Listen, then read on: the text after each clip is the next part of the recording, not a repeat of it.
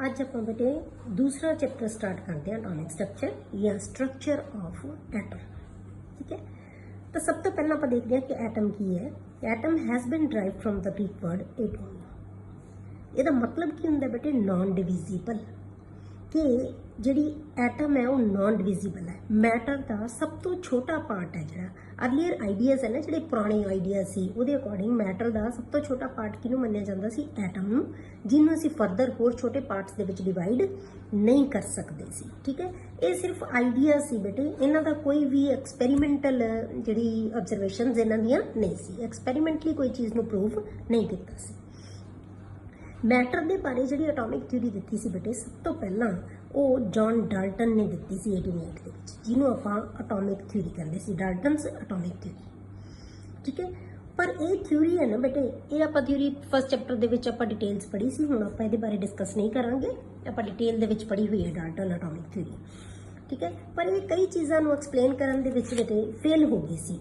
जिवें सानू जो इस चैप्टर दे विच सानू जिहड़ी चीज़ चाहिए है कि उहदे अकॉर्डिंग पके कि सबसटेंसिस लाइक ग्लास और एबोनाइट, पहला भी पढ़िया हुआ है कि जदों आपां उहनूं सिल्क या फर दे नाल रब करते हैं तो चार्ज हो जाती है, दे गैट चार्जड। इस चीज़ नूं डाल्टन ने एक्सप्लेन नहीं किया कि इहदे उत्ते कोई चार्ज हुंदा है, कि डाल्टन ने इहनूं कुछ एक्सप्लेन नहीं किया कि जिहड़ी एटम है उहदे विच कोई चार्ज हुंदा है।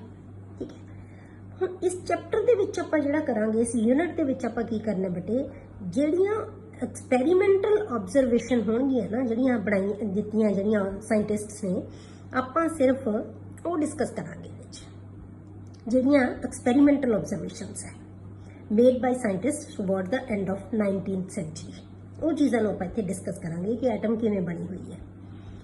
ਤਾਂ ਇਹਨਾਂ ਜਿਹੜੇ ਰਿਜ਼ਲਟਸ ਇਹਨਾਂ ਸਾਇੰਟਿਸਟ ਦੇ ਜਿਹੜੀਆਂ ਆਬਜ਼ਰਵੇਸ਼ਨ ਸੀ ਐਕਸਪੈਰੀਮੈਂਟਸ ਦੀਆਂ, ਉਹਨਾਂ ਰਿਜ਼ਲਟਸ ਦੇ ਮੁਤਾਬਕ ਜਿਹੜੀ ਐਟਮ है वो फर्दर स्मॉल पार्टिकल्स तो मिलकर बनी हुई है, सब एटॉमिक पार्टिकल्स जिन्होंने असीं कह दिंदे आ, जिवें कि इलैक्ट्रॉन है, प्रोटॉन है एंड न्यूट्रॉन। मतलब कि एटम है जिहड़ी ये तीन होर छोटे पार्ट्स तो मिलकर बनी हुई है, इलैक्ट्रॉन, प्रोटॉन एंड न्यूट्रॉन्स। जे ये कॉन्सैप्ट है बेटे जिहड़े ये डाल्टन की थ्योरी तो बिल्कुल की हो गया डिफरेंट है, बिल्कुल ही डिफरेंट हो गया डाल्टन की थ्योरी तो। ठीक है, हुण आपां इस चीज़ को डिस्कस करते हैं। सब तो पहला आपां करते हैं डिस्कवरी ऑफ सब एटॉमिक पार्टिकल्स, कि आपां देखते हैं भी सब एटॉमिक पार्टिकल्स की डिस्कवरी किवें हुई, किवें इन्हां नूं डिस्कवर किया गया। हुण इहदे वास्ते बेटे जिहड़ियां साइंटिस्ट ने जिहड़ियां ऑब्जरवेशनस लईआं, वो काहदे अकॉर्डिंग लईआं? उन्हां ने इलैक्ट्रिकल एक्सपैरीमेंट किवें कीते बेटे, उन्होंने की किया, discharge tube they which gas लैके उहदे विच इलैक्ट्रिकल पोटेंशियल है जिहड़ा पास करता, फिर देखा कि की चेंजिस आउंदी है। इस तरह नाल एक्सपैरीमेंट किए गए सी। हुण ये एक्सपैरीमेंट्स दे रिजल्ट देखण तो पहला बेटे सानू एक चीज़ है जिहड़ी ओह साडे ध्यान च होनी चाहिदी है, कि सानू पता होना चाहिए, तुहानूं पहला पता भी है, फिर आपां एक बार वेख लैंदे आ चार्जड पार्टिकल बारे। ठीक है, एक जानकारी थानू होनी चाहिए है, like charges repel each other and unlike charges attract each other. ये थानू पता होना चाहिए, क्योंकि एक्सपैरीमेंट जो असीं करांगे उदों ये चीज़ां सानू पता होनियां चाहिए कि like charges repel each other, जो इक्को जे चार्ज है एक दूजे नू रिपेल करते हैं, तो जे जिहड़े एक दूजे तो उल्ट होणगे चार्ज वो एक दूजे नू अट्रैक्ट करते हैं, मतलब पॉजिटिव तो नैगेटिव, नैगेटिव नैगेटिव रिपेल करनगे, पॉजिटिव पॉजिटिव रिपेल करनगे, नैगेटिव तो पॉजिटिव अट्रैक्ट करनगे। ठीक है, ये चीज़ सानू पता होनी चाहिए। सब तो पहला हुण आपां करदे हां बेटे डिस्कवरी ऑफ इलैक्ट्रॉन। सब तो पहला इलैक्ट्रॉन की डिस्कवरी हुई सी। ये किने कीती सी बेटे? इहदे वास्ते माइकल फैराडे ने इहदे एक्सपैरीमेंट्स कीते सी। माइकल फैराडे ने की किया सी कि जदों आपां किसी सोल्यूशन दे विचों इलैक्ट्रिसिटी पास करते हैं ना बेटे, तो उहदे विच कैमिकल रिएक्शन हो जाता है। किसी भी सोल्यूशन चों जदों असीं इलैक्ट्रिसिटी पास करते हैं तो उस कैमिकल रिएक्शन हो जाते, इलैक्ट्रोड्स दे उत्ते इलैक्ट्रॉन जिहड़े कैमिकल रिएक्शन। इहदे बारे बेटे बहुत सारी डिटेल है ना जिहड़ी आपां ओह नैक्सट क्लास +2 दे विच पढ़ांगे। ये फैराडे दी जो ये चेंजिस है, ਆਪਾਂ सोल्यूशन चो इलैक्ट्रिसिटी पास करते हैं तो की चेंजिस आती है, सब कुछ आप +2 दे विच डिस्कस करांगे। हुण तुहाडे सिलेबस च नहीं हैगा ये कुछ। ठीक है, पर यह ध्यान रखना है कि जदों असीं सोल्यूशन चो इलैक्ट्रिसिटी पास करांगे तो उहदे विच कैमिकल रिएक्शन हो जाते हैं, इलैक्ट्रोड ते कैमिकल रिएक्शनस हुंदे हैं। ठीक है, ਹੁਣ ਇਹਨਾਂ ਦੇ ਜਿਹੜੇ ਹੈ ਰਿਜ਼ਲਟਸ ਹੈ ਉਹਨੇ ਸਾਨੂੰ ਕੀ ਦੱਸਿਆ ਕਿ ਜਿਹੜੇ ਇਲੈਕਟ੍ਰਿਸਿਟੀ ਦੀ ਨੇਚਰ ਹੈ ਨਾ ਫੈਰਾਡੇ ਦੇ ਅਕੋਰਡਿੰਗ ਉਹ ਕੀ ਹੈ ਪਾਰਟੀਕਲ ਨੇਚਰ ਹੈ। ਇਹਦਾ ਮਤਲਬ ਕੀ ਹੈ ਕਿ ਉਹਦੀ ਨੇਚਰ ਹੈ ਜਿਹੜੀ ਉਹ ਪਾਰਟੀਕਲ ਲਾਈਕ ਹੈ। ਬਸ ਤੁਸੀਂ ਹਲੇ ਇਹ ਦੇਖਣਾ ਹੀ ਹੈ, ਆਪਾਂ ਇਹਨੂੰ ਹਲੇ ਡਿਸਕਸ ਨਹੀਂ ਕਰਨਾ, ਠੀਕ ਹੈ। ਹੁਣ ਇਹਦੇ ਵਾਸਤੇ ਜਿਹੜਾ ਐਕਸਪੈਰੀਮੈਂਟ ਕੀਤਾ ਉਹਨੇ ਕੀ ਕੀਤਾ, ਇੱਕ ਡਿਸਚਾਰਜ ਟਿਊਬ ਲੈ ਲਈ, ਇੱਕ ਗਲਾਸ ਦੀ ਟਿਊਬ ਲੈ ਲਈ, ਠੀਕ ਹੈ, ਜਿਹਦੇ ਵਿੱਚ 2 ਇਲੈਕਟ੍ਰੋਡ ਲੈ ਲਏ, ਮੈਟਲ ਦੇ ਇਲੈਕਟ੍ਰੋਡ ਲੈ ਲਏ, ਇੱਕ ਨੂੰ ਕੈਥੋਡ ਮੰਨ ਲਿਆ, ਇੱਕ ਨੂੰ ਐਨੋਡ ਮੰਨ ਲਿਆ। ਕੈਥੋਡ ਕਿਹਨੂੰ ਕਿਹਾ, ਜਿਹੜਾ ਨੈਗੇਟਿਵ ਬੈਟਰੀ ਨਾਲ ਜੋੜਿਆ ਨੈਗੇਟਿਵ ਪਾਰਟ ਨਾਲ, ਜਿਹੜਾ ਪੋਜ਼ਿਟਿਵ ਨਾਲ ਜੋੜਿਆ ਉਹਨੂੰ ਐਨੋਡ ਮੰਨ ਲਿਆ। ਐਨੋਡ ਦੇ ਉੱਤੇ ਪੋਜ਼ਿਟਿਵ ਚਾਰਜ, ਕੈਥੋਡ ਦੇ ਉੱਤੇ ਨੈਗੇਟਿਵ ਚਾਰਜ, 2 ਮੈਟਲ ਰੋਡਸ ਲਾਤੀਆਂ। ਇੱਥੋਂ ਇੱਕ ਓਪਨਿੰਗ ਰੱਖਤੀ ਜਿਹੜਾ ਕਿ ਜਿਹਨੂੰ ਵੈਕਿਊਮ ਪੰਪ ਦੇ ਨਾਲ ਜੋੜਤਾ। ਇਧਰਲੇ ਪਾਸੇ ਬੈਟਰੀ ਲਾਈ ਹੋਈ ਹੈ, ਠੀਕ ਹੈ। ਇਹ ਉਹਦਾ ਐਕਸਪੈਰੀਮੈਂਟ ਸੀ, ਇਹ ਸੈਟਅਪ ਸੀ ਸਾਰਾ। ਇਹ ਚੀਜ਼ ਇਹਦੇ ਵਿੱਚ ਗੈਸ ਹੈ, ਉਹਨੇ ਹਾਈਡਰੋਜਨ ਗੈਸ ਦੇ ਨਾਲ ਐਕਸਪੈਰੀਮੈਂਟ। ਹੁਣ ਉਹਨੇ ਕੀ ਕੀਤਾ ਬੇਟੇ, ਇਹਦੇ ਵਿੱਚੋਂ ਇਲੈਕਟ੍ਰਿਸਿਟੀ ਪਾਸ ਕਰਨੀ ਸ਼ੁਰੂ ਕੀਤੀ। ਜਦੋਂ ਇਲੈਕਟ੍ਰਿਸਿਟੀ ਪਾਸ ਕੀਤੀ ਤਾਂ ਉਹਨੇ ਦੇਖਿਆ ਕੋਈ ਚੇਂਜ ਨਹੀਂ ਹੋਈ। ਫਿਰ ਉਹਨੇ ਵੋਲਟੇਜ ਵਧਾਤੀ, ਫਿਰ ਕੋਈ ਚੇਂਜ ਨਹੀਂ, ਹੌਲੀ ਹੌਲੀ ਵੋਲਟੇਜ ਵਧਾਈ ਗਿਆ। ਫਿਰ ਉਹਨੇ ਕੀ ਕੀਤਾ, ਇੱਥੇ ਵੈਕਿਊਮ ਦੇ ਨਾਲ ਬਾਹਰ ਖਿੱਚ ਲਈ ਗੈਸ, ਅੰਦਰ ਪ੍ਰੈਸ਼ਰ ਘਟਾਤਾ ਮਤਲਬ, ਠੀਕ ਹੈ। ਇਹ ਹੌਲੀ ਹੌਲੀ ਇਦਾਂ ਚੇਂਜ ਆਏ। ਇਹ ਨਹੀਂ ਹੁੰਦਾ ਬੇਟੇ ਕਿ ਇੱਕ ਦਿਨ 'ਚ ਉਹਨਾਂ ਨੇ ਐਕਸਪੈਰੀਮੈਂਟ ਕਰ ਲਏ, ਬਹੁਤ ਜ਼ਿਆਦਾ ਟਾਈਮ ਲੱਗਦੇ ਆ ਉਹਨਾਂ ਨੂੰ ਐਕਸਪੈਰੀਮੈਂਟਸ ਕਰਨ ਲਈ। ਆਪਾਂ ਨੂੰ ਤਾਂ ਪੜ੍ਹਨ ਨੂੰ ਕੋਈ ਟਾਈਮ ਨਹੀਂ ਲੱਗਦਾ, ਪਰ ਇਹ ਬਹੁਤ ਚੀਜ਼ਾਂ ਕਰ ਕਰਕੇ ਦੇਖਿਆ। ਫਿਰ ਉਹਨੇ ਕੀ ਦੇਖਿਆ ਕਿ ਜਿਹੜਾ ਗੈਸਿਸ ਦੇ ਵਿੱਚੋਂ ਡਿਸਚਾਰਜ ਹੈ ਨਾ, ਸਿਰਫ ਉਦੋਂ ਹੀ ਪਾਸ ਹੋ ਰਿਹਾ ਸੀ ਬੇਟੇ ਜਦੋਂ ਅਸੀਂ ਪ੍ਰੈਸ਼ਰ ਨੂੰ ਤਾਂ ਬਹੁਤ ਲੋ ਕਰਤਾ, ਅਬਾਊਟ 10⁻⁴ ਐਟਮੋਸਫੇਅਰ ਕਰਤਾ, ਤੇ ਜਿਹੜਾ ਵੋਲਟੇਜ ਸੀ ਉਹਨੂੰ 10,000 ਵੋਲਟ ਜਾਂ ਇਸ ਤੋਂ ਵੀ ਜ਼ਿਆਦਾ ਕਰਤੀ, ਤਾਂ ਗੈਸਿਸ ਦੇ ਵਿੱਚੋਂ ਜਿਹੜੀ ਇਲੈਕਟ੍ਰਿਸਿਟੀ ਪਾਸ ਹੋ ਰਹੀ ਸੀ, ਠੀਕ ਹੈ। ਤਾਂ ਉਹਦੇ ਵਿੱਚੋਂ ਇਲੈਕਟ੍ਰੀਕਲ ਡਿਸਚਾਰਜ ਹੈ ਜਿਹੜਾ ਹੋ ਰਿਹਾ ਸੀ, ਜੇ ਅਸੀਂ ਪ੍ਰੈਸ਼ਰ ਨੂੰ ਬਹੁਤ ਘਟਾਤਾ ਤੇ ਵੋਲਟੇਜ ਨੂੰ ਬਹੁਤ ਵਧਾਤਾ, ਠੀਕ ਹੈ। ਹੁਣ ਇਹਦੇ ਜਦੋਂ ਇਹ ਕੰਡੀਸ਼ਨਸ ਲੈ ਲਈਆਂ, in these conditions current starts flowing through a stream of particles moving in the tube. ਫਿਰ ਇੱਕ ਸਟ੍ਰੀਮ ਜਾਣ ਲੱਗ ਪਈ ਇੱਥੋਂ ਪਾਰਟੀਕਲਸ ਦੀ, ਇੱਕ ਸਟ੍ਰੀਮ ਜਾਣ ਲੱਗ ਪਈ ਜਿਹੜੀ ਕਿ ਕੈਥੋਡ ਤੋਂ ਨੈਗੇਟਿਵ ਇਲੈਕਟ੍ਰੋਡ, ਕੈਥੋਡ ਤੋਂ ਪੋਜ਼ਿਟਿਵ ਇਲੈਕਟ੍ਰੋਡ ਐਨੋਡ ਵੱਲ ਨੂੰ ਜਾ ਰਹੀ ਸੀ। ਹੁਣ ਇਹ ਸਟ੍ਰੀਮ ਆਫ ਪਾਰਟੀਕਲਸ ਜਿਹੜੀ ਕਿ ਕੈਥੋਡ ਤੋਂ ਐਨੋਡ ਵੱਲ ਨੂੰ ਜਾ ਰਹੀ ਸੀ, ਉਹਨਾਂ ਨੂੰ ਅਸੀਂ ਕਹਤਾ ਕੈਥੋਡ ਰੇਜ਼। ਕਿਉਂ ਕਹਤਾ ਬੇਟੇ, ਕਿਉਂਕਿ ਕੈਥੋਡ ਤੋਂ ਸਟਾਰਟ ਹੋ ਰਹੀਆਂ ਸੀ, ਐਨੋਡ ਵੱਲ ਨੂੰ ਜਾ ਰਹੀਆਂ ਸੀ, ਤਾਂ ਇਹਨਾਂ ਦਾ ਨਾਮ ਕੀ ਰੱਖਤਾ ਉਹਨੇ, ਕੈਥੋਡ ਰੇਜ਼, ਠੀਕ ਹੈ। ਫਲੋ ਦੇ ਅਕੋਰਡਿੰਗ ਕਿੱਧਰ ਨੂੰ ਜਾ ਰਹੀ ਹੈ, ਠੀਕ ਹੈ। This flow of current is further checked. ਹੁਣ ਇਹਨੂੰ ਚੈੱਕ ਕਿਵੇਂ ਕੀਤਾ ਵੀ ਹਾਂ ਇਹੀ ਚਾਰਜ ਇਹ ਹੈਗਾ, ਇਹਦੇ ਵਿੱਚੋਂ ਕਰੰਟ ਪਾਸ ਹੋ ਰਿਹਾ ਹੈ। ਉਹਨੂੰ ਕਿਵੇਂ ਚੈੱਕ ਕੀਤਾ, ਉਹਨੇ ਕੀ ਕੀਤਾ ਕਿ ਐਨੋਡ ਦੇ ਵਿੱਚ ਇੱਕ ਹੋਲ ਕਰਤਾ ਤਾਂ ਕਿ ਇਹਦੇ ਵਿੱਚੋਂ ਲੰਘ ਜਾਣ ਰੇਜ਼ ਹੈ ਜਿਹੜੀਆਂ, ਹੋਲ ਬਣਾਤਾ। ਤੇ ਜਿਹੜੀ ਟਿਊਬ ਹੈ ਉਹਦੇ ਬਾਹਰ ਉਹਦੀ ਕੋਟਿੰਗ ਕਰਤੀ ਇੱਕ ਫਲੋਰੈਸੈਂਟ ਮਟੀਰੀਅਲ ਦੀ, ਜ਼ਿੰਕ ਸਲਫਾਈਡ ਦੀ ਕੋਟਿੰਗ ਕਰਤੀ। ਜਿਹੜਾ ਕਿ ਫਲੋਰੈਸੈਂਟ ਮਟੀਰੀਅਲ ਉਹ ਹੁੰਦਾ ਵਿੱਚ ਜਦ ਕੋਈ ਚੀਜ਼ ਟਕਰਾਏਗੀ ਉਹਦੇ ਨਾਲ, ਜਦੋਂ ਕਰੰਟ ਉਹਦੇ ਤੇ ਟਕਰਾਏਗਾ ਉਹਦੇ ਨਾਲ, ਜਿਹੜੀ ਚੀਜ਼ ਇਹਦੇ ਰੇਜ਼ ਜਾ ਰਹੀਆਂ ਟਕਰਾਉਣਗੀਆਂ, ਤਾਂ ਉਦੋਂ ਕੀ ਹੋਏਗਾ, ਉਹਦੇ ਵਿੱਚ ਫਲੋਰੈਸੈਂਸ ਆਏਗੀ, ਠੀਕ ਹੈ। ਤਾਂ ਫਲੋਰੈਸੈਂਟ ਮਟੀਰੀਅਲ ਦਾ ਉਹਨੇ ਕੋਟਿੰਗ ਕਰਤੀ, ਤਾਂ ਉਹਨੂੰ ਇੱਥੇ ਜਦੋਂ ਇਧਰੋਂ ਇਹ ਚੀਜ਼ ਜਾ ਰਹੀ ਸੀ, ਇੱਥੇ ਚਮਕ ਆ ਗਈ। ਇੱਥੇ ਕੀ ਹੋਣਗੀ, ਉਹ ਚਮਕਣ ਲੱਗ ਪਈ ਇੱਥੇ ਜਦੋਂ ਰੇਜ਼ ਇਹਦੇ ਨਾਲ ਟਕਰਾਉਂਦੀਆਂ ਸੀ, ਤਾਂ ਉਹਨੂੰ ਪਤਾ ਲੱਗ ਗਿਆ ਕਿ ਚਾਰਜ ਹੈ ਜਿਹੜਾ ਇੱਥੋਂ ਜਾ ਰਿਹਾ ਹੈ। ਤਾਂ ਉਹਨੂੰ ਨਾਮ ਕੀ ਦਿੱਤਾ ਉਹਨੇ, ਕੈਥੋਡ ਰੇਜ਼, ਠੀਕ ਹੈ। The results of these experiments are summarised. ਹੁਣ ਉਹਨੇ ਜਿਹੜੇ ਰਿਜ਼ਲਟ ਦਿੱਤੇ ਆਪਦੇ ਉਹ ਕੀ ਸੀ ਬੇਟੇ, ਸਭ ਤੋਂ ਪਹਿਲਾਂ ਉਹਨੇ ਕੀ ਕਿਹਾ, cathode rays start from cathode and move towards anode. ਆਪਾਂ ਹੁਣੇ ਪੜ੍ਹ ਕੇ ਹਟੇ ਹਾਂ ਕਿ ਕੈਥੋਡ ਰੇਜ਼ ਕੈਥੋਡ ਤੋਂ ਸਟਾਰਟ ਹੁੰਦੀਆਂ ਤੇ ਐਨੋਡ ਵੱਲ ਨੂੰ ਜਾਂਦੀਆਂ, ਠੀਕ ਹੈ। ਦੂਸਰੀ ਚੀਜ਼, these rays are not visible। ਇਹ ਵਿਜ਼ੀਬਲ ਨਹੀਂ ਹੁੰਦੀਆਂ ਰੇਜ਼, ਪਰ ਇਹਨੂੰ ਦੇਖਦੇ ਕਿਵੇਂ ਆਪਾਂ, ਫਿਰ ਕਿਵੇਂ ਆਪਾਂ ਇਹਨਾਂ ਨੂੰ ਸਟੱਡੀ ਕਰ ਸਕਦੇ ਹਾਂ। their behavior is observed ਜਾਂ can be observed with the help of fluorescent material which glow when hit by them। ਜਦੋਂ ਹਿੱਟ ਕਰਦੀਆਂ ਇਹ ਰੇਜ਼ ਉਹਨੂੰ ਤਾਂ ਉਹ ਕੀ ਹੈ, ਗਲੋ ਕਰਦਾ ਹੈ। ਤਾਂ ਆਪਾਂ ਫਲੋਰੈਸੈਂਟ ਮਟੀਰੀਅਲ ਦੇ ਨਾਲ ਉਹਨਾਂ ਨੂੰ ਅਬਜ਼ਰਵ ਕਰ ਸਕਦੇ ਹਾਂ, ਉਹਦੇ ਬਿਹੇਵੀਅਰ ਨੂੰ ਅਸੀਂ ਦੇਖ ਸਕਦੇ ਹਾਂ, ਅਦਰਵਾਈਜ਼ ਇਹ ਇਨਵਿਜ਼ੀਬਲ ਹੁੰਦੀਆਂ, ਠੀਕ ਹੈ। ਤੀਸਰੀ ਚੀਜ਼ ਕੀ ਹੈ ਬੇਟੇ, these rays travel in straight line। ਇਹ ਸਟ੍ਰੇਟ ਲਾਈਨ ਦੇ ਵਿੱਚ ਚੱਲਦੀਆਂ, ਇੱਧਰ ਉੱਧਰੋਂ ਨਹੀਂ ਜਾ ਸਕਦੀਆਂ। ਜਿੱਧਰੋਂ ਜਾ ਰਹੀ ਰੇਜ਼ ਬਿਲਕੁਲ ਸਿੱਧੀਆਂ ਜਾਣਗੀਆਂ, travel in straight lines. ਹੁਣ ਜੇ ਆਪਾਂ ਇਹਨਾਂ ਦੇ ਵਿੱਚ ਇਲੈਕਟ੍ਰੀਕਲ ਜਾਂ ਮੈਗਨੈਟਿਕ ਫੀਲਡ ਅਪਲਾਈ ਕਰ ਦਈਏ, ਕੋਈ ਵੀ ਫੀਲਡ ਅਪਲਾਈ, ਚਾਹੇ ਇਲੈਕਟ੍ਰੀਕਲ ਫੀਲਡ ਅਪਲਾਈ ਕਰੋ ਚਾਹੇ ਮੈਗਨੈਟਿਕ ਫੀਲਡ ਅਪਲਾਈ ਕਰੋ, ਤਾਂ ਇਹਨਾਂ ਕੈਥੋਡ ਰੇਜ਼ ਦਾ ਬਿਹੇਵੀਅਰ ਬੇਟੇ ਉੱਦਾਂ ਬਿਹੇਵ ਕਰਦੀਆਂ ਜਿਵੇਂ ਕੋਈ ਨੈਗੇਟਿਵਲੀ ਚਾਰਜ ਪਾਰਟੀਕਲ ਬਿਹੇਵ ਕਰਦਾ ਹੈ। मतलब जे असी इलैक्ट्रिकल फील्ड इतने अप्लाई कर दिए, इस पासे इधर भी ला दिए, थे एक पासे पॉजिटिव है एक पासे नैगेटिव है, तो ये रेज जांदियां जांदियां सीधियां जांदियां जांदियां ये इधर नूं पॉजिटिव वाल नूं डिफ्लैक्ट हो जाएगी। जे आप इत्थे पॉजिटिव ले लिया इधर नैगेटिव, प्लेट्स ला दियां दो, इलैक्ट्रिकल फील्ड अप्लाई करता, इसी तरह बेटे ये मैगनैटिक फील्ड च डिफ्लैक्ट होणगियां। हुण इस चीज़ तो उन्हें की सुजैशन मिली उन्होंने, वो कहता कि जिहड़ी कैथोड रेज है ना वो नैगेटिवली चार्ज पार्टिकल्स तो मिलके बणियां होई है। Cathode rays are consist of negatively charged particles, ते उन्होंने नाम की देता उन्होंने पार्टिकल्स नूं इलेक्ट्रॉन्स। तो cathode rays are streams of electron, जिहड़ियां इत्थों रेज जा रही हैं वो किहदे तो मिलके बणियां इलेक्ट्रॉन, मतलब इलेक्ट्रॉन फ्लो होई जा रहे हैं, वो एक स्ट्रीम दे विच जाई जांदे आ, उन्होंने रेज दे विच जाई जांदे आ, उन्होंने नाम की देता उन्हें कैथोड रेज। ठीक है, अगला पॉइंट है जिहड़ा बेटा की है, the particles of cathode rays do not depend upon the material of the electrode।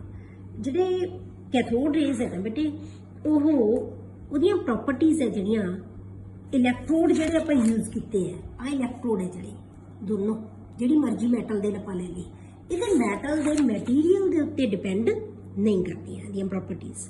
दूसरी चीज किहड़ी गैस आपां लई है उहदे उत्ते भी नहीं डिपेंड करदियां, मतलब जिहड़ी मर्जी गैस ले लो जिहड़ी मर्जी इलैक्ट्रोड ले लो, कैथोड रेज हमेशा उदां दियां ही होणगियां। इहदा मतलब ये है। ठीक है, तो इहदा मतलब की होया बेटे कि electrons are basic constituents of all atoms, मतलब कि इलैक्ट्रॉन है जिहड़े हरेक एटम दा बेसिक कॉन्स्टिट्यूएंट है, मतलब हरेक एटम च जरूर, मतलब कि फंडामेंटल पार्टिकल है हरेक एटम दा। ठीक है, नेक्स्ट पॉइंट की है, कैथोड रेज पास पोजेस काइनेटिक एनर्जी, उन्होंने विच काइनेटिक एनर्जी हुंदी है। मतलब कि इहनूं आपां किवें प्रूव कर सकते हैं कि जे आपां इन्हां दे रस्ते च कैथोड रेज दे रस्ते च दे विच कोई बरीक जी मैटल दा कोई पीस रख दिए, बहुत पतली मैटल दा, ठीक है, तो वो पत्ती रख दिए कोई तो हीट अप हो जाएगी। ठीक है, दूसरी अगली चीज की है, these raise consist of material particles, ये मटीरियल पार्टिकल्स तो मिलके बनती है।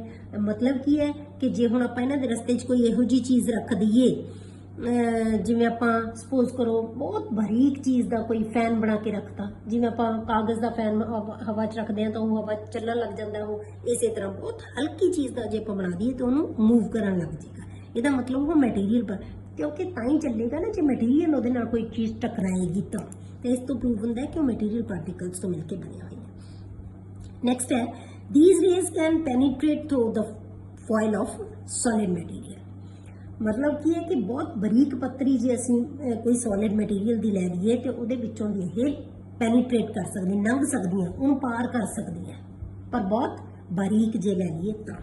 ठीक है, and cause ionisation in gases through which they pass, जिहड़ी गैस चों पास हुंदियां ये रेज उस गैस नूं वो आयोनाइज कर दिंदियां। आयोनाइज दा मतलब समझदे हो? आयोनाइज का मतलब होंदा बेटे कि उन्होंने आयना दे विच तोड़ देना। जिवें हाइड्रोजन गैस है, हाइड्रोजन गैस की है बेटे H2 है, H2, ठीक है, इन्हें की बना लिया, HH च कन्वर्ट करता, किवें बनया हुआ HH, ये बॉन्ड टुट जाएगा, HH बन गया, H ने इलैक्ट्रॉन लूज कर देना है, जो इलैक्ट्रॉन इचों कढ़ दईए आपां तां की बन जाएगा, H पॉजिटिव बन जाएगा। मतलब की है, इनू आयोनाइज कर दिंदियां, जिहड़ी गैस दे विचों लंघदियां उहनूं आयोनाइज कर दिंदियां, उहनूं आयना दे विच तोड़ दिंदियां, जिस गैस चों भी जाणगी। क्लीयर हो गया? उस तो बाद बेटे उन्हें की कीता कि चार्ज ते मास दी रेशो कैलकुलेट कीती इलैक्ट्रॉन वास्ते, इलैक्ट्रॉन दे मास ते चार्ज दी रेशो उन्हें लई।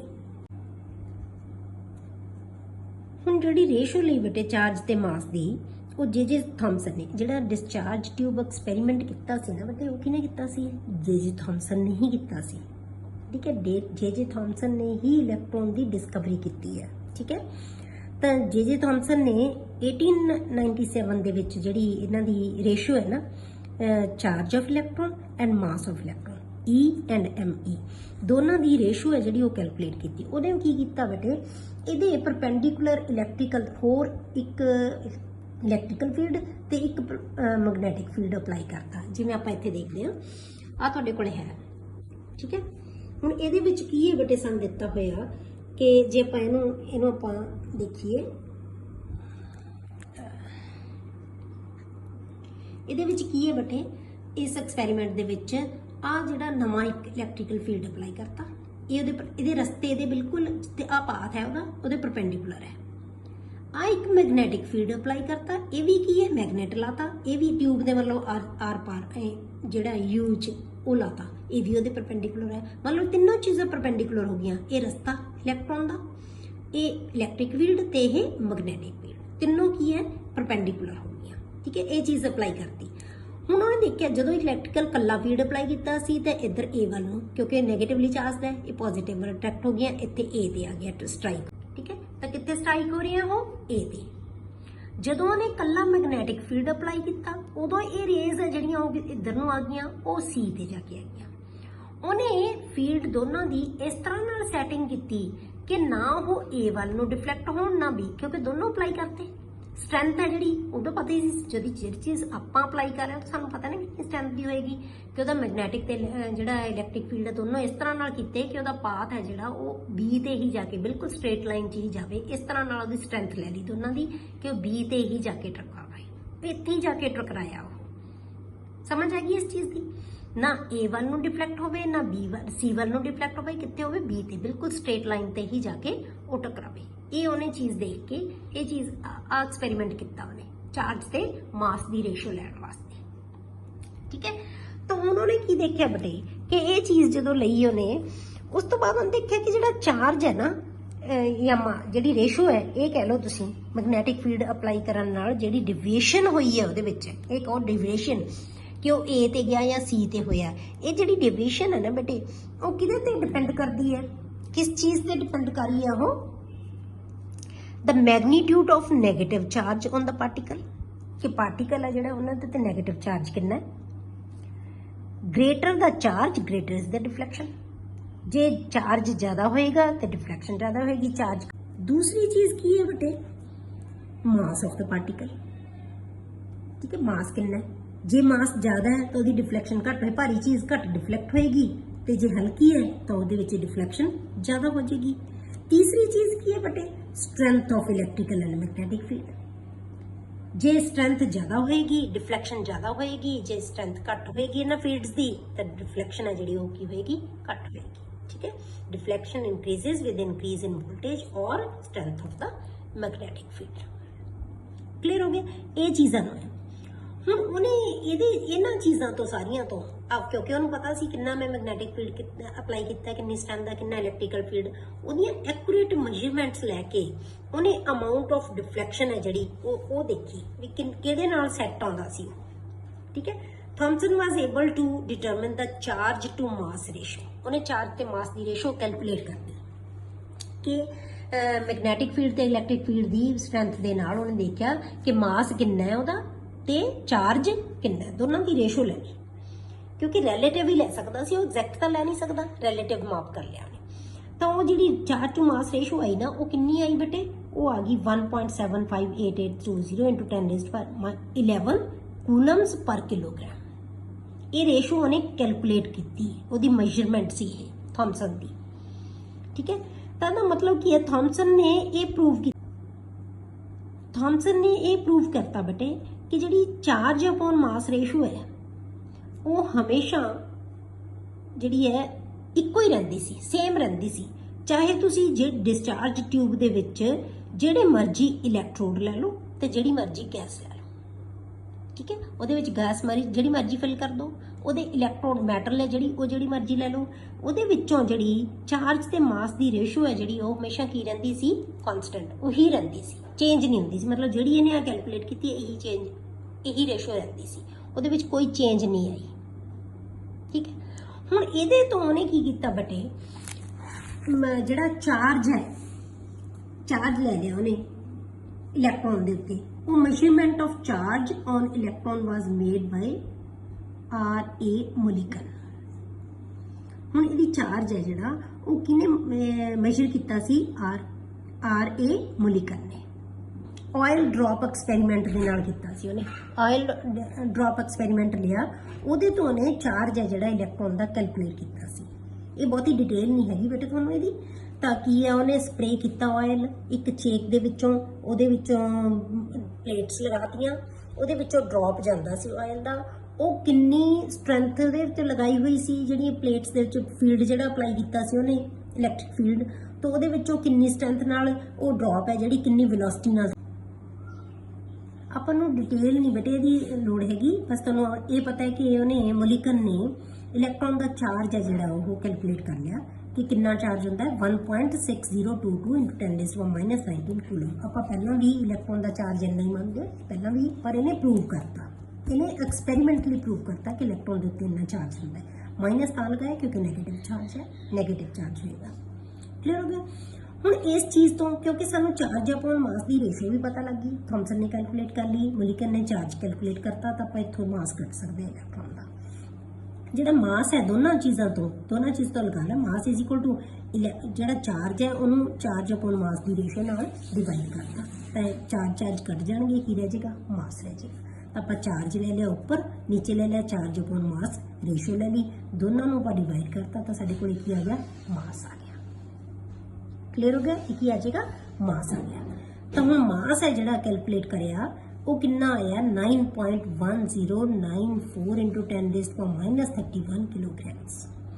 ਇਹ ਮਾਸ ਹੈ ਨਾ ਜਿਹੜਾ ਬੇਟੇ, ਇਹਦੀ ਵੈਲਿਊ ਇੰਨੀ ਸੀ ਕਿ ਜੇ ਅਸੀਂ ਹਾਈਡਰੋਜਨ ਦੀ ਇੱਕ ਐਟਮ ਦਾ 1837ਵਾਂ ਹਿੱਸਾ ਕਰ ਦਈਏ, 1837th ਟਾਈਮ ਜੇ ਆਪਾਂ ਲੈ ਲਈਏ, ਉਨਾ ਮਾਸ ਸੀ। ਮਤਲਬ ਕੀ ਹੈ? ਨੈਗਲੀਜੀਬਲ ਮਾਸ, ਕਿ ਹਾਈਡਰੋਜਨ ਦੀ ਇੱਕ ਐਟਮ ਦੇ 1837ਵਾਂ ਹਿੱਸਾ।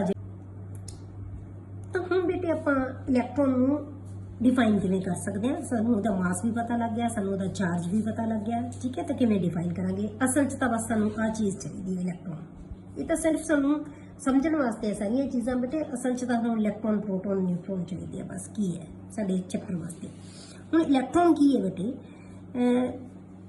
Electron can be defined as a subatomic particle which carries one unit negative charge, that is -1.60 × 10⁻⁻। ਇਸ ਚਾਰਜ ਨੂੰ, ਇਹ ਮਿਨੀਮਮ ਚਾਰਜ ਹੁੰਦਾ ਬੇਟੇ ਕਿਸੇ ਚੀਜ਼ ਦੇ ਉੱਤੇ ਪ੍ਰੈਜ਼ੈਂਟ, ਇਹਨੂੰ ਅਸੀਂ ਯੂਨਿਟ ਚਾਰਜ ਕਹਿੰਦੇ ਹਾਂ, 1 ਯੂਨਿਟ ਚਾਰਜ, ਠੀਕ ਹੈ।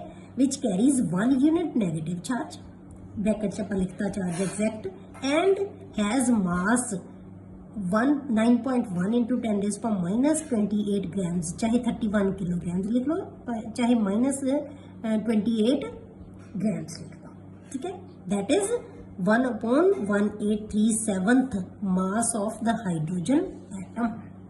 जे असीं इस एटम दे मास, इहदे मास नूं आपां कैलकुलेट करिए ना AMU दे विच, AMU च, तां AMU च किन्ना मास हुंदा है? 0.000549 AMU, नेगलिजिबल मास। क्योंकि बेटे जो हाइड्रोजन का मास लेने आप लेने हमने 1 AMU, 1.008 AMU है ना, उन्होंने जो है 1 यूनिट मास मानते हैं। तो भी बहुत भी 1837वां हिस्सा है, तो इस करके आप जो मास है इलैक्ट्रॉन का मानते हैं नेगलिजिबल, कि मास है ही नहीं, ठीक है। दूसरा आ गया बेटे डिस्कवरी ऑफ प्रोटोन। हम प्रोटोन की डिस्कवरी किवें हुई? हम इसी वास्ते हम की देखा कि एक चीज़ तो डिस्कवर हो गई, इलैक्ट्रॉन है नैगेटिव चार्ज है, इसका मतलब एटम दे विच एक नैगेटिव चार्ज जिहड़ा पार्टिकल प्रेजेंट होंदा है। पर आपां नूं की पता बेटे कि जिहड़ी एटम है वो इलैक्ट्रिकली न्यूट्रल होंदी है। फिर साइंटिस्ट ने की सोचा कि इहदे विच एटम दे विच कोई पॉजिटिवली चार्ज भी चीज़ है जिहड़ी वो जरूर प्रेजेंट है। क्यों? क्योंकि atom is electrically neutral. Negative part तो असीं कढ लिया, इसदा मतलब कोई पॉजिटिव पार्ट भी है इहदे विच, ठीक है। तो इहदी डिस्कवरी वास्ते फिर की कीता कि पॉजिटिव पार्टिकल है जिहड़ा वो डिस्कवर किने कीता? वो कीता गोल्डस्टीन ने। उन्हें उसी एक्सपेरीमेंट नूं जिहड़ा discharge tube experiment cathode rays वास्ते कीता सी, उसे ही जिहड़ा एक्सपेरीमेंट नूं मॉडिफाई किया। हुण एक्सपेरीमेंट दे विच बेटे की कीता उन्हें कि जिहड़ा कैथोड लिया सी उहनूं परफोरेटेड कैथोड ले लिया। जिवें इहदे विच परफोरेशन का मतलब कि इहदे विच छेक होण, जिहदे विच ਉਹ ਕੈਥੋਡ ਲਿਆ, ਬਾਕੀ ਸਾਰਾ ਐਕਸਪੈਰੀਮੈਂਟ ਕੀ ਸੀ ਉਹਦਾ ਸੇਮ, ਬਾਕੀ ਕੋਈ ਚੀਜ਼ ਫਰਕ ਨਹੀਂ ਕੀਤੀ, ਉਵੇਂ ਹੀ ਪ੍ਰੈਸ਼ਰ ਲੋ ਰੱਖਿਆ, ਵੋਲਟੇਜ ਹਾਈ ਰੱਖੀ ਤਾਂ ਐਕਸਪੈਰੀਮੈਂਟ ਉਵੇਂ ਕੀਤਾ।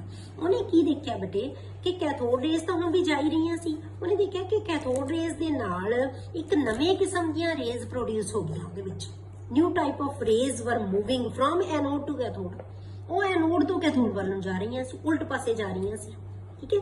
ਉਹ ਰੇਜ਼ ਆ ਜਿਹੜੀਆਂ ਬੇਟੇ ਕੈਥੋਡ ਦੀ ਉਹਨੇ ਪਰਫੋਰੇਸ਼ਨ ਲਈ ਸੀ, ਛੇਕ ਲਈ ਸੀ, ਉਹਦੇ ਵਿੱਚੋਂ ਦੀ ਲੰਘ ਗਈਆਂ, ਕਿਉਂਕਿ ਉਹਦੇ ਵਿੱਚੋਂ ਦੀ ਲੰਘ ਰਹੀਆਂ ਸੀ ਇਸ ਕਰਕੇ ਉਹਨਾਂ ਰੇਜ਼ ਨੂੰ ਉਹਨੇ ਨਾਮ ਕੀ ਦਿੱਤਾ, ਕੈਨਾਲ ਰੇਜ਼ ਕਹਿਤਾ, ਕਿਉਂਕਿ ਕੈਨਾਲਸ ਸੀਗੀਆਂ ਉਹਦੇ ਵਿੱਚ, ਮੋਰੀਆਂ ਬਣੀਆਂ ਹੋਈਆਂ ਸੀ, ਉਹਦੇ ਵਿੱਚ ਉਹਨੂੰ ਕੀ ਨਾਮ ਦਿੱਤਾ ਉਹਨੇ, ਕੈਨਾਲ ਰੇਜ਼, ਜਾਂ ਉਹਨਾਂ ਨੂੰ ਕਹਿਤਾ ਐਨੋਡ ਰੇਜ਼, ਕਿਉਂਕਿ ਉਹ ਲੱਗ ਰਿਹਾ ਸੀ ਕਿ ਐਨੋਡ ਵੱਲੋਂ ਕੈਥੋਡ ਵੱਲ ਨੂੰ ਜਾ ਰਹੀਆਂ। ਜੇ ਤੁਹਾਨੂੰ ਪੁੱਛਿਆ ਜਾਵੇ ਕਿ ਇਹਨਾਂ ਦਾ origin ਐਨੋਡ ਰੇਜ਼ ਦਾ ਐਨੋਡ ਤੋਂ ਹੋਇਆ, ਨੋ, ਐਨੋਡ ਤੋਂ ਨਹੀਂ ਹੋਇਆ, ਐਨੋਡ ਤੋਂ ਨਹੀਂ, ਇਹ ਉਹਨਾਂ ਦਾ origin ਕਿੱਥੋਂ ਆਇਆ ਸੀ, ਕੈਥੋਡ ਤੋਂ, ਉਹ ਕੈਥੋਡ ਤੋਂ ਗਏ ਸੀ ਇਲੈਕਟ੍ਰੋਨ ਨਿਕਲ ਕੇ, ਪਰ ਇਹ ਐਨੋਡ ਤੋਂ ਨਹੀਂ ਆਈਆਂ। ਇਹ ਕਿੱਥੇ ਆਈਆਂ ਬੇਟੇ, ਐਨੋਡ ਤੇ ਕੈਥੋਡ ਦੇ ਵਿਚਕਾਰ ਜਿਹੜੀ ਗੈਸ ਭਰੀ ਹੋਈ ਹੈ ਨਾ, ਉਹਦੇ ਵਿੱਚੋਂ ਜਦੋਂ ਗੈਸ ਚੋਂ ਇਲੈਕਟ੍ਰੋਨ ਨਿਕਲ ਗਏ ਤਾਂ ਕੀ ਬਚ ਗਿਆ ਸਾਡੇ ਕੋਲੇ, ਪੋਜ਼ਿਟਿਵ ਚਾਰਜ, ਉਹ ਪੋਜ਼ਿਟਿਵ ਚਾਰਜ ਉਲਟ ਪਾਸੇ। ਹੁਣ ਸਾਨੂੰ ਪਤਾ ਹੈ ਬੇਟੇ ਕਿ ਚਾਰजेस ਕੀ ਹੁੰਦੇ ਆ, ਆਪੋਜ਼ਿਟ ਡਾਇਰੈਕਸ਼ਨ ਵੱਲ ਜਾਂਦੇ ਆ, ਤਾਂ ਜਿਹੜੀ ਚੀਜ਼ ਗੈਸ ਦੇ ਵਿੱਚ ਇਲੈਕਟ੍ਰੋਨ ਨਿਕਲਣ ਤੋਂ ਬਾਅਦ ਬਚ ਗਈ ਉਹ ਕੀ ਬਚ ਗਿਆ, ਪੋਜ਼ਿਟਿਵ ਚਾਰਜ। ਹੁਣ ਪੋਜ਼ਿਟਿਵ ਚਾਰਜ ਕਿੱਧਰ ਨੂੰ ਅਟਰੈਕਟ ਹੋਏਗਾ, ਨੈਗੇਟਿਵ ਵੱਲ ਨੂੰ। ਤਾਂ ਆਪਾਂ ਇਹ ਚੀਜ਼ ਪਹਿਲਾਂ ਪੜ੍ਹੀ ਸੀ ਕਿ ਇਹ ਚੀਜ਼ ਨੂੰ ਯਾਦ ਰੱਖਣਾ ਹੈ ਕਿ opposite charges attract each other. ਤਾਂ ਹੁਣ ਇਹ ਪੋਜ਼ਿਟਿਵ ਚਾਰਜ ਹੈ ਜਿਹੜਾ, ਉਹ ਸਾਨੂੰ ਲੱਗਦਾ ਹੈ ਕਿ ਰੇਜ਼ ਦੀ ਫਾਰਮ ਦੇ ਵਿੱਚ ਉਹ ਕਿੱਧਰ ਨੂੰ ਜਾਣ ਲੱਗ ਪਿਆ, ਕੈਥੋਡ ਵੱਲ ਨੂੰ, ਕਿਉਂਕਿ ਕੈਥੋਡ ਦੇ ਉੱਤੇ ਚਾਰਜ ਕੀ ਹੈ, ਨੈਗੇਟਿਵ, ਤੇ ਸਾਨੂੰ ਲੱਗ ਰਿਹਾ ਸੀ ਕਿ ਐਨੋਡ ਵੱਲੋਂ ਜਾ ਕੇ ਕੈਥੋਡ ਵੱਲ ਨੂੰ ਜਾ ਰਿਹਾ, ਤਾਂ ਇਹਨੂੰ ਆਪਾਂ ਨਾਮ ਕੀ ਦਿੱਤਾ, ਐਨੋਡ ਰੇਜ਼। ਐਕਚੁਅਲੀ ਇਹ ਐਨੋਡ ਤੋਂ ਜਿਹੜੇ origin ਹੈ ਉਹਨਾਂ ਦਾ ਨਹੀਂ ਹੋਇਆ, ਇਹਨਾਂ ਦਾ origin ਐਨੋਡ ਤੋਂ ਨਹੀਂ ਹੋਇਆ, ਕੈਨਾਲ ਰੇਜ਼ ਵੀ ਕਹਿ ਦਿੰਦੇ ਆ, ਕਿਉਂਕਿ ਇਹ ਕੈਥੋਡ ਦੀਆਂ ਕੈਨਾਲਸ ਦੇ ਵਿੱਚੋਂ ਲੰਘ ਰਹੀਆਂ, ਤਾਂ ਇਹਨੂੰ ਨਾਮ ਕੀ ਦਿੱਤਾ, ਕੈਨਾਲ ਰੇਜ਼ ਹੈ ਜਿਹੜਾ, ਉਹ ਵੀ ਕਹਿੰਦਾ। ਹੁਣ ਇਹਦੇ ਜਿਹੜੇ ਕਰੈਕਟਰਿਸਟਿਕਸ ਹੈ ਨਾ ਬੇਟੇ, ਸਾਰੇ ਉਹੀ ਹੈ ਕਿ ਸਟ੍ਰੇਟ ਲਾਈਨ 'ਚ ਚੱਲਦੇ ਆ, ਜਿਹੜੀ ਕੋਈ ਰਸਤੇ ਚੀਜ਼ ਰੱਖ ਦੋ ਉਹਨੂੰ ਹੀਟ ਅਪ ਕਰ ਦਿੰਦੇ ਆ, ਜੇ ਮੂਵ ਆਪਾਂ ਕੋਈ ਚੀਜ਼ ਰੱਖਦੇ ਉਹਨੂੰ ਮੂਵ ਕਰ ਦਿੰਦੇ ਆ, ਸਾਰੇ ਕਰੈਕਟਰਸ ਜਿਹੜੇ ਆਪਾਂ ਪੜ੍ਹੇ ਸੀ ਕੈਥੋਡ ਰੇਜ਼ ਦੇ, ਉਹੀ ਇਹਨਾਂ ਦੇ ਕਰੈਕਟਰਸ ਵੀ ਆਉਣੇ ਆ। ਹੁਣ ਇੱਕ ਅੱਧੀਆਂ ਚੀਜ਼ਾਂ ਇਹਨਾਂ ਦੇ ਵਿੱਚ ਡਿਫਰੈਂਟ ਹੈ, ਜਿਹੜਾ ਇਲੈਕਟ੍ਰੀਕਲ ਤੇ ਮੈਗਨੈਟਿਕ ਫੀਲਡ ਵਾਲਾ ਇਹਨਾਂ ਦਾ ਜਿਹੜਾ ਬਿਹੇਵੀਅਰ ਹੈ ਨਾ, ਉਹ ਕੈਥੋਡ ਰੇਜ਼ ਨਾਲੋਂ ਉਲਟ ਸੀ। ਉਹ ਕਿੱਧਰ ਨੂੰ ਅਟਰੈਕਟ ਹੁੰਦੇ ਸੀ, ਇਲੈਕਟ੍ਰਿਕ ਫੀਲਡ ਦੇ ਨੈਗੇਟਿਵ ਵੱਲ, ਉਹ ਪੋਜ਼ਿਟਿਵ ਵੱਲ ਅਟਰੈਕਟ ਹੁੰਦੀਆਂ ਸੀ। ਇਹ ਕਿੱਧਰ ਅਟਰੈਕਟ ਹੁੰਦੇ ਬੇਟੇ, ਨੈਗੇਟਿਵ ਵੱਲ। ਇਹ ਬਿਹੇਵੀਅਰ ਉਹਨਾਂ ਦਾ ਉਹਦੇ ਨਾਲੋਂ ਆਪੋਜ਼ਿਟ ਸੀਗਾ। ਇਸ ਤੋਂ ਕੀ ਪ੍ਰੂਵ ਹੋਇਆ ਬੇਟੇ ਕਿ ਜਿਹੜੇ ਐਨੋਡ ਰੇਜ਼ ਦੇ ਉੱਤੇ ਚਾਰਜ ਹੈ ਉਹ ਕੀ ਹੈ, ਪੋਜ਼ਿਟਿਵ ਚਾਰਜ ਹੈ, ਕਿਉਂਕਿ ਇਹ ਜਿਹੜਾ ਇਲੈਕਟ੍ਰੀਕਲ ਫੀਲਡ ਅਪਲਾਈ ਕੀਤਾ ਆਪਾਂ, ਉਹਦੇ ਇਹ ਨੈਗੇਟਿਵ ਪੋਲ ਵੱਲ ਨੂੰ ਅਟਰੈਕਟ ਹੋ ਰਹੀ ਹੈ, ਇਸ ਕਰਕੇ ਇਹਨਾਂ ਦੇ ਉੱਤੇ ਚਾਰਜ ਹੈ ਐਨੋਡ ਰੇਜ਼ ਦੇ ਉੱਤੇ ਜਿਹੜਾ ਹੁੰਦਾ ਪੋਜ਼ਿਟਿਵ ਚਾਰਜ ਹੁੰਦਾ ਹੈ, ਠੀਕ। ਹੁਣ ਜੇ ਆਪਾਂ ਪੋਜ਼ਿਟਿਵਲੀ ਚਾਰਜਡ ਪਾਰਟੀਕਲ ਦਾ ਜੇ ਮਾਸ ਦੇਖੀਏ ਆਪਾਂ, ਇਹ ਬਤੇ ਜਿਹੜੀ ਨੇਚਰ ਆਫ ਗੈਸ ਹੈ ਨਾ, ਜਿਹੜੀ ਗੈਸ ਕੈਥੋਡ ਰੇ ਟਿਊਬ ਦੇ ਵਿੱਚ ਫਿਲ ਕੀਤੀ ਹੋਈ ਹੈ, ਉਹਦੀ ਨੇਚਰ ਦੇ ਉੱਤੇ ਡਿਪੈਂਡ ਕਰਦਾ ਹੈ, ਕਿਹੋ ਜੀ ਨੇਚਰ ਹੈ ਗੈਸ ਦੀ, ਕਿਹੜੀ ਗੈਸ ਹੈ, ਉਹਦੇ ਅਕੋਰਡਿੰਗ ਉਹਦਾ ਮਾਸ ਹੋਏਗਾ। ਮਾਸ ਹਮੇਸ਼ਾ ਸੇਮ ਨਹੀਂ ਹੋਏਗਾ, ਡਿਫਰੈਂਟ ਹੋਏਗਾ, ਡਿਪੈਂਡ ਕਰੇਗਾ ਨੇਚਰ ਆਫ ਗੈਸ ਦੇ ਉੱਤੇ। ਕਲੀਅਰ ਹੋ ਗਿਆ। ਜੇ ਹੁਣ ਆਪਾਂ ਚਾਰਜ ਟੂ ਮਾਸ ਰੇਸ਼ੋ ਲੈਣੀ ਹੋਵੇ ਇਹਨਾਂ ਦੀ, ਜਿਵੇਂ ਆਪਾਂ ਥੌਮਸਨ ਨੇ ਉਹਦੇ 'ਚ ਲਈ ਸੀ, ਤੇ ਚਾਰਜ ਅਪੋਨ ਮਾਸ ਰੇਸ਼ੋ ਜੇ ਆਪਾਂ ਜਿਹੜੀਆਂ ਐਨੋਡ ਰੇਜ਼ ਹੈ ਉਹਨਾਂ ਦੀ ਦੇਖਣੀ ਹੋਵੇ, ਤਾਂ ਜਿਹੜੇ ਪੋਜ਼ਿਟਿਵ ਪਾਰਟੀਕਲ ਜਾਂ ਐਨੋਡ ਰੇਜ਼ ਵਾਸਤੇ ਲਵਾਂਗੇ ਉਹ ਬਹੁਤ ਘੱਟ ਹੁੰਦੀ ਹੈ ਰੇਸ਼ੋ ਬੇਟੇ, ਬਹੁਤ ਸਮਾਲਰ ਰੇਸ਼ੋ ਹੁੰਦੀ ਹੈ ਐਜ਼ ਕੰਪੇਅਰ ਟੂ ਕੈਥੋਡ ਰੇਜ਼। ਹੁਣ ਇਹਦਾ ਰੀਜ਼ਨ ਕੀ ਹੋ ਸਕਦਾ, ਦੋ ਚੀਜ਼ਾਂ ਹੋ ਸਕਦੀਆਂ, ਜਾਂ ਤਾਂ ਚਾਰਜ ਘੱਟ ਹੋਏਗਾ ਜਾਂ ਮਾਸ ਜ਼ਿਆਦਾ ਹੋਏਗਾ। ਇਹਦੀ ਵੈਲਿਊ, ਟੋਟਲ ਵੈਲਿਊ ਘੱਟ ਕਦੋਂ ਆਏਗੀ ਬੇਟੇ, ਜਾਂ ਤਾਂ ਆਹ ਵੈਲਿਊ ਘਟਾ ਦਿਓ ਜਾਂ ਇਹ ਵੈਲਿਊ ਨੂੰ ਕੀ ਕਰੋ, ਵਧਾ ਦਿਓ, ਤਾਂ ਇਹ ਵੈਲਿਊ ਕੀ ਹੋ ਜਾਏਗੀ, ਟੋਟਲ ਵੈਲਿਊ ਕੀ ਆ ਜਾਏਗੀ, ਘੱਟ ਜਾਏਗੀ। ਪਰ ਸਾਨੂੰ ਪਤਾ ਹੈ ਕਿਉਂਕਿ ਚਾਰਜ ਹੈ ਜਿਹੜਾ ਉਹ ਕੀ ਹੈ, ਸੇਮ ਹੋਏਗਾ ਜਿੰਨਾ ਪੋਜ਼ਿਟਿਵ। ਹੁਣ ਆਪਾਂ ਜੇ ਸਪੋਜ਼ ਕਰੀਏ ਕਿ ਉਹਦੇ ਕੋਲੇ ਚਾਰਜ, ਇਲੈਕਟ੍ਰੋਨ ਕੋਲੇ ਜਿੰਨਾ ਚਾਰਜ ਸੀ ਆਪਾਂ ਮੰਨੀਏ ਨੈਗੇਟਿਵ, ਤਾਂ ਐਟਮ ਦੇ ਵਿੱਚ ਉਨਾ ਹੀ ਪੋਜ਼ਿਟਿਵ ਚਾਰਜ ਹੋਊਗਾ। ਤਾਂ ਆਪਾਂ ਚਾਰਜ ਦੋਨਾਂ ਦਾ ਸੇਮ ਮੰਨ ਲਈਏ ਤਾਂ ਇਹਦਾ ਮਤਲਬ ਚਾਰਜ ਤਾਂ ਫਰਕ ਨਹੀਂ ਆਉਣਾ, ਚਾਰਜ ਨੇ ਤਾਂ ਰੇਸ਼ੋ ਨੂੰ ਘਟਾਉਣਾ ਨਹੀਂ, ਤਾਂ ਇਹਦਾ ਮਤਲਬ ਕਿ ਇਹਦਾ ਮਾਸ ਜ਼ਿਆਦਾ ਹੋਏਗਾ। ਤਾਂ ਐਨੋਡ ਰੇਜ਼ ਦਾ ਮਾਸ ਹੈ ਜਿਹੜਾ ਉਹ ਕੀ ਹੋਏਗਾ, ਜਿਹੜੀ ਕੈਥੋਡ ਰੇਜ਼ ਨਾਲ ਦੀ ਕੰਪੈਰੀਟਿਵਲੀ ਮਾਸ ਜ਼ਿਆਦਾ ਹੋਏਗਾ। ਜਿਹੜੇ ਪਾਰਟੀਕਲਸ ਤੋਂ ਇਹ ਮਿਲ ਕੇ ਬਣੀਆਂ ਹੋਈਆਂ ਐਨੋਡ ਰੇਜ਼, ਉਹਨਾਂ ਪਾਰਟੀਕਲਸ ਦਾ ਮਾਸ ਇਲੈਕਟ੍ਰੋਨਸ ਦੇ ਮਾਸ ਨਾਲੋਂ ਹਮੇਸ਼ਾ ਜ਼ਿਆਦਾ ਹੋਏਗਾ, ਤਾਂ ਹੀ ਇਹ ਰੇਸ਼ੋ ਘੱਟ ਹੋਏਗੀ, ਕਿਉਂਕਿ ਚਾਰਜ ਨੂੰ ਆਪਾਂ ਕੀ ਮੰਨ ਲਿਆ, ਸੇਮ ਮੰਨ ਲਿਆ ਐਨੋਡ ਤੇ ਕੈਥੋਡ ਰੇਜ਼ ਦੇ ਪਾਰਟੀਕਲਸ ਦਾ। ਕਲੀਅਰ ਹੋ ਗਿਆ। ਤਾਂ ਇਹਦਾ ਮਤਲਬ ਕੀ ਹੋਇਆ ਕਿ ਮਾਸ ਹਾਈ ਹੋਏਗਾ ਜਾਂ ਚਾਰਜ ਸਮॉल ਹੋਏਗਾ। ਪਰ ਆਪਾਂ ਕਹਤਾ ਚਾਰਜ ਸਮॉल ਨਹੀਂ, ਆਪਾਂ ਚਾਰਜ ਉਨਾ ਹੀ ਮੰਨਾਂਗੇ ਅਸੀਂ, ਤੇ ਇਹਦਾ ਮਤਲਬ ਮਾਸ ਹਾਈ ਜ਼ਰੂਰ ਹੋਏਗਾ ਇਹਨਾਂ ਦਾ। ਕਲੀਅਰ। ਅਗਲਾ ਚੀਜ਼ ਹੈ ਜਿਹੜੀ E/m ਰੇਸ਼ੋ ਹੈ, ਜਿਹੜੀ ਚਾਰਜ ਤੇ ਮਾਸ ਦੀ ਰੇਸ਼ੋ ਹੈ, ਉਹ ਡਿਪੈਂਡ ਨਹੀਂ ਕਰਦੀ ਸੀ, ਪਰ ਇਹ ਗੈਸ ਦੀ ਨੇਚਰ ਦੇ ਉੱਤੇ ਡਿਪੈਂਡ ਕਰਦੀ ਹੈ। ਆਪਾਂ ਕੀ ਕਿਹਾ ਸੀ ਕਿ ਗੈਸ ਦੀ ਨੇਚਰ ਦੇ ਭਾਵੇਂ ਜਿਹੜੀ ਮਰਜ਼ੀ ਗੈਸ ਲੈ ਲਓ, ਚਾਰਜ ਅਪੋਨ ਮਾਸ ਰੇਸ਼ੋ ਹਮੇਸ਼ਾ ਕੀ ਰਹਿੰਦੀ ਸੀ, ਸੇਮ ਰਹਿੰਦੀ ਸੀ।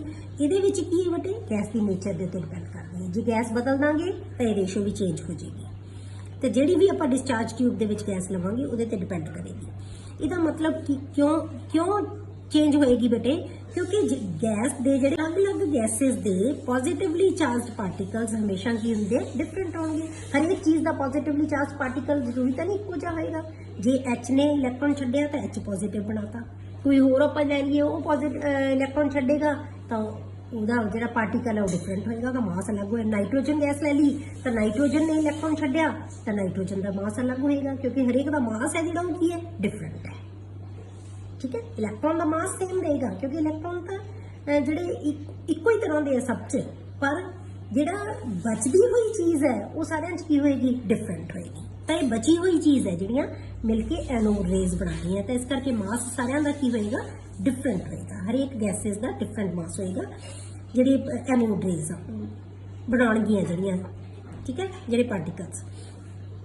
ਹੁਣ ਥਾਮਸਨ ਨੇ ਕੀ ਕੀਤਾ ਬਤੇ, ਚਾਰਜ ਅਪੋਨ ਮਾਸ ਦੀ ਜਿਹੜੀ ਵੈਲਿਊ ਹੈ ਉਹ ਹਾਈਡਰੋਜਨ ਗੈਸ ਲੈ ਕੇ ਕੈਲਕੂਲੇਟ ਕੀਤੀ। ਉਹਨੇ ਪਹਿਲਾਂ ਵੀ ਹਾਈਡਰੋਜਨ ਗੈਸ ਹੀ ਫਿਲ ਕੀਤੀ ਸੀ, ਹੁਣ ਵੀ ਹਾਈਡਰੋਜਨ ਗੈਸ ਫਿਲ ਕਰਕੇ ਉਹਨੇ ਰੇਸ਼ੋ ਜਿਹੜੀ ਆ ਕੈਲਕੂਲੇਟ 9.579 10⁴ ਕੂਲਮ ਪਰ ਗ੍ਰਾਮ। ਇੰਨੀ ਰੇਸ਼ੋ ਉਹਨੇ ਕੈਲਕੂਲੇਟ ਕੀਤੀ ਕਿਹਦੇ ਵਾਸਤੇ, ਹਾਈਡਰੋਜਨ ਦੇ ਪੋਜ਼ਿਟਿਵ ਪਾਰਟੀਕਲਸ ਵਾਸਤੇ, ਐਨੋਡ ਰੇਜ਼ ਦੇ ਪਾਰਟੀਕਲਸ ਵਾਸਤੇ। ਠੀਕ ਹੈ, it was assumed that positive particle given by hydrogen, ਜਿਹੜਾ ਹਾਈਡਰੋਜਨ ਗੈਸ ਜਿਹੜੀ ਪੋਜ਼ਿਟਿਵ ਪਾਰਟੀਕਲ ਜਿਹੜਾ ਛੱਡ ਰਹੀ ਸੀ ਨਾ, ਉਹਨੂੰ ਜਿਹੜਾ ਫੰਡਾਮੈਂਟਲ ਪਾਰਟੀਕਲ ਮੰਨਿਆ ਗਿਆ। ਉਹਨੂੰ ਬੇਟੇ ਪੋਜ਼ਿਟਿਵ ਚਾਰਜ ਦਾ ਜਿਹੜਾ ਪੋਜ਼ਿਟਿਵਲੀ ਚਾਰਜਡ ਫੰਡਾਮੈਂਟਲ ਪਾਰਟੀਕਲ ਮੰਨ ਲਿਆ ਗਿਆ, ਜਿਹਨੂੰ ਆਪਾਂ ਨਾਮ ਕੀ ਦਿੱਤਾ, ਪ੍ਰੋਟੋਨ। ਕਿਉਂਕਿ ਜਦੋਂ ਅਸੀਂ ਹਾਈਡਰੋਜਨ ਚੋਂ ਇਲੈਕਟ੍ਰੋਨ ਕੱਢ ਦਿੰਦੇ ਆ ਤਾਂ H ਪੋਜ਼ਿਟਿਵ ਜਿਹੜਾ ਬਚਦਾ ਉਹਨੂੰ ਅਸੀਂ ਪ੍ਰੋਟੋਨ ਹੀ ਕਹਿੰਦੇ ਆ। ਤਾਂ ਕਿਉਂਕਿ ਉਹਨੇ ਹਾਈਡਰੋਜਨ ਗੈਸ ਹੀ ਲਈ ਸੀ ਤਾਂ ਵਿੱਚ ਕੀ ਬਚ ਗਿਆ, H ਪੋਜ਼ਿਟਿਵ। H ਪੋਜ਼ਿਟਿਵ ਨੂੰ ਅਸੀਂ ਪ੍ਰੋਟੋਨ ਕਹਿੰਦੇ ਆ, ਤਾਂ ਪ੍ਰੋਟੋਨ ਕਿੱਧਰ ਨੂੰ ਮੂਵ ਕਰਨਾ ਸ਼ੁਰੂ ਹੋ ਗਏ, ਕੈਥੋਡ ਵੱਲ ਨੂੰ। ਤਾਂ ਉਹਨੇ ਉਹਨਾਂ ਪੋਜ਼ਿਟਿਵਲੀ ਚਾਰਜਡ, ਹੁਣ ਹਰੇਕ ਵਾਸਤੇ ਹੀ ਅਸੀਂ ਪ੍ਰੋਟੋਨਸ ਹੀ ਕਹਿ ਦਿੰਦੇ ਆ। ਤਾਂ ਇਹਨਾਂ ਐਨੋਡ ਰੇਜ਼ ਆਪਾਂ ਕਹਤਾ ਕਿ anode rays are stream of positively charged particles called protons. ਤਾਂ ਅਸੀਂ ਉਹਨਾਂ ਨੂੰ ਪ੍ਰੋਟੋਨਸ ਹੀ ਮੰਨਦੇ ਆ। ਠੀਕ ਹੈ, ਜੇ ਹੁਣ ਆਪਾਂ ਉਹਨਾਂ ਨੂੰ ਡਿਫਾਈਨ ਕਰਨਾ ਹੋਵੇ ਬੇਟੇ, ਕਿਉਂਕਿ ਸਾਨੂੰ ਚਾਰਜ ਵੀ ਪਤਾ ਲੱਗ ਗਿਆ, ਚਾਰਜ ਕਿਹਦੇ ਬਰਾਬਰ ਹੈ, ਇਲੈਕਟ੍ਰੋਨ ਦੇ, ਤੇ ਮਾਸ ਸਾਨੂੰ ਕੈਲਕੂਲੇਟ ਕਰ ਲਿਆ। ਆਪਾਂ ਹੁਣ ਪ੍ਰੋਟੋਨ ਨੂੰ ਜੇ ਆਪਾਂ ਡਿਫਾਈਨ ਕਰਨਾ ਹੋਵੇ ਤਾਂ ਪ੍ਰੋਟੋਨ ਕੀ ਆਏਗਾ, proton is defined as the subatomic particle which carries one unit positive charge, ਜਿਹੜਾ ਇੱਕ ਯੂਨਿਟ ਪੋਜ਼ਿਟਿਵ ਚਾਰਜ ਕੈਰੀ ਕਰਦਾ, that is ਇੰਨਾ ਉਹੀ ਜੋ ਇਲੈਕਟ੍ਰੋਨ ਦਾ ਚਾਰਜ ਸੀ ਉਨਾ ਹੀ ਚਾਰਜ ਹੈ, and has mass nearly 1 AMU।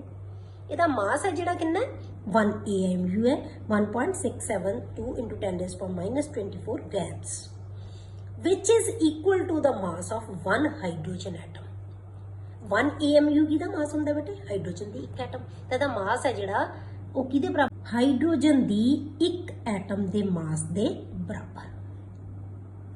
ਠੀਕ ਹੈ, ਤਾਂ ਇਹਨੂੰ ਆਪਾਂ ਕੀ ਕਹਿ ਦਿੰਦੇ ਆ, ਪ੍ਰੋਟੋਨ। ਤਾਂ ਪ੍ਰੋਟੋਨ ਤੇ ਇਲੈਕਟ੍ਰੋਨ ਦੋ ਪਾਰਟੀਕਲਸ ਦੀ ਜਿਹੜੀ ਡਿਸਕਵਰੀ ਹੈ ਉਹ ਹੋ ਚੁੱਕੀ ਹੈ।